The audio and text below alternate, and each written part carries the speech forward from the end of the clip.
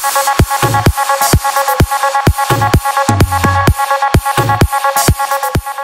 so today's just going to be a quick video on the supplements I take while I'm cutting and while I'm in a surplus. What I think is necessary to take and what I don't think is necessary, and hopefully help you guys out if you're making some decisions on what subs you think is worth your money and what isn't. So here we have my supplement stack. As you can see, quite clearly not sponsored by anyone. We have a very wide range of stuff, so I'm going to take you through. Currently this is my pre-workout stack. So iForce Nutrition Hema VO2, this is basically just a pump intensifier, as it says, stim free. This is the watermelon flavour, definitely not necessary, but I found it really good for my workouts. Been getting some awesome pumps, and it's helped because I do drink a couple of coffees a day, so I've really backed off on the stimulants for pre-workout. So I've been replacing it with this. Up next we have acetyl L-carnitine, which basically just helps metabolize fat. Yeah, I usually just have probably 2 or 3 scoops, either pre-workout or first thing in the morning. This is definitely not necessary, but it is a really good aid when trying to cut body fat. And I've been using it for my last 2 cuts. I didn't use it for my first comp, but I've started using it for my last 2 preps, and you know, I'm not even too sure like how much of a difference it's made, but EHP Labs sent this one out to me, so yeah, I'll definitely buy it again, that's for sure. Up next we have stimulants, so pre-workout product. Again, most of these guys are not going to be necessary, but pre-workout definitely not necessary. For me, when I'm in a surplus, I rarely use a pre-workout, but when I'm cutting, I just find it helps. Just helps get me up and about before my session, and it's really good to cycle off this pretty much. So basically every time I finish a tub, I'll cycle off. C4 is probably one of my favourite ones that I've used. Per serve, you're looking at 160 milligrams of caffeine. And you know, I tend to usually go 1.5 to 2 scoops of this if I'm going to use it.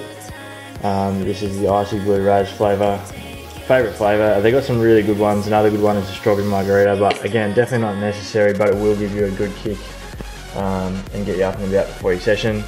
Next up, creatine. This is probably one of my favourite supplements, regardless of whether I'm cutting or whether I'm in a surplus. I don't load it or anything like that. I just go 5 grams a day. It helps draw draw water into the muscle cell. You will put on a tiny little bit of weight originally when you start using it, but it is just water weight. You know, it helps replenish, increase your PC stores. Meant to help improve strength and power. I've had good results with it. I can definitely tell the difference when I've gone off it and then come back on. Difference in strength, and I'm using this the whole way through my cut this time to try and maintain as much size and strength as possible and fullness in the muscles. So I wouldn't say it is needed, but it's definitely one of the #1 supplements you can buy to get your money's worth, and definitely a proven supplement. Alright, up next, BCAAs. Again, definitely not needed, but I've been using these for as long as I can remember now.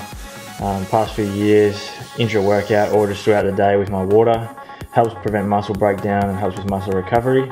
Like I said, I usually put probably 1 or 2 scoops with my water throughout the day, or when I'm training, I'll just have a scoop or 2 throughout the session. I use the EHP Labs Beyond BCAAs. My favourite flavour is either this one, the pineapple, or the other one, the strawberry kiwi, I think it is, strawberry kiwi. Up next, whey protein. Obviously probably one of the most popular supplements on the market.